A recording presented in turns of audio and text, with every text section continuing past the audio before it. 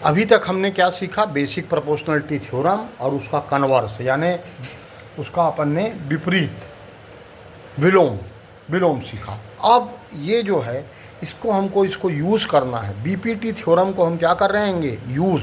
तो ये जो यूज़ करते हैं वो हमारा इसका आ जाता है एप्लीकेशन के अंतर्गत, यानी उसका उपयोग करेंगे हम, बीपीटी का उपयोग करके प्रॉब्लम को क्या करेंगे, सॉल्व करेंगे। तो देखो भाई, सबसे पहले क्या दिया है हमारा, इन गिवन फिगर ये दोनों लाइन क्या दी हैं, पैरेलल दी है, और ए बी को ये डी में काट रहा है और ए सी को ये ई में काट रहा है। ये दोनों इंटरसेक्टिंग पॉइंट हैं और ये दोनों इंटरसेक्टिंग को लाइन को क्या किया, मिला दिया, और ये पैरेलल है इसके। तो ये पैरेलल होती है जब दो साइड को इंटरसेक्ट कर रही है और तीसरे साइड के पैरेलल है, तो यानी ये सेम रेशियो को में डिवाइड करेगी, यानी यही हमारा थेल्स थ्योरम है। क्या थ्योरम है, थेल्स थ्योरम। तो देखो सबसे पहले हमारा आएंगे हम, सबसे पहले आइए अपन आ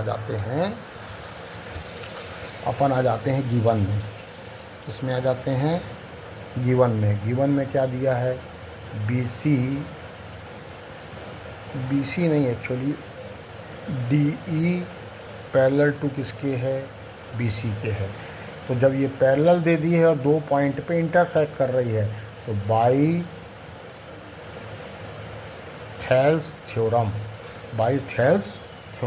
थेल्स थ्योरम से क्या हो जाएगा बोलो, जो हमने पहले प्रूव किया, A D by D B is equal to A E by E C. अब चलिए यहाँ पे ए डी कितना दिया है, 2.5, डी बी कितना दिया है, ये डी बी है 3 सेंटीमीटर, ए ई कितना दिया है 3.75। ये हमको फाइंड करना है, तो हम लेंगे let E C is equal to x, let E C is equal to x है, ठीक है। तो यहाँ पे हमारा आ जाएगा ए डी की वैल्यू कितनी है भाई, 2.5,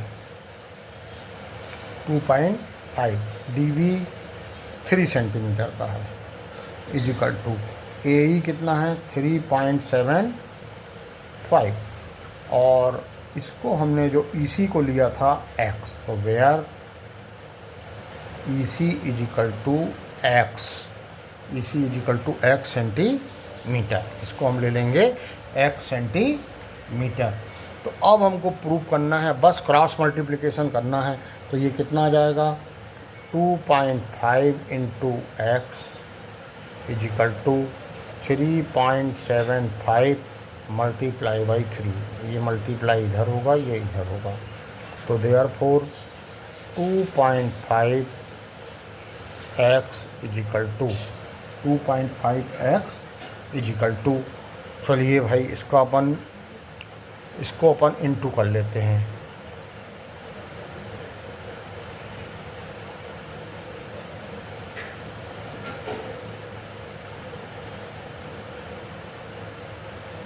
ये एक और एक दो संख्या के बाद ये है डेसिमल आ गया। तो अब यहाँ से हम किसकी वैल्यू निकालेंगे, एक्स की।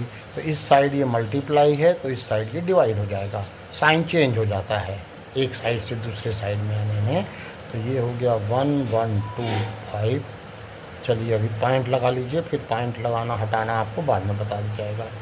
2.5, तो यहाँ पे हमारा आ जाएगा x इज इक्वल टू 1125 अपान 25। अब यहाँ कर दीजिए भाई, यहाँ देखिए डेसिमल के बाद कितने जीरो थे, 1 और 1 2, तो यहाँ इनटू हो जाएगा आपका 100 से।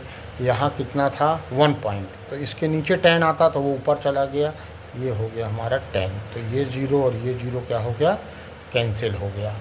अब देखिए इन दोनों के लास्ट में 5 है, यानी ये 5 से कैंसिल हो जाएगा। 5 5 जा 25, 5 2 जा 10 बचा 1, फिर 5 2 जा 10 बचा 2, फिर ये आ गया 5 5 जा। अब लास्ट में फिर 5 है, तो ये 5 से कंफर्म जाएगा। तो 5 1 जा 5, 5 4 जा 20, और 5 5 जा 25, 5 5 जा 25।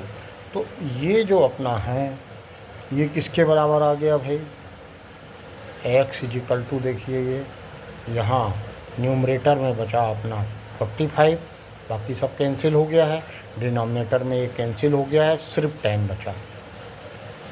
अब देखिए जैसे मैंने बताया था, यहाँ दो संख्या के बाद जीरो हटाया तो यहाँ 2 0 100 आया और ये इंटीजर बन गया।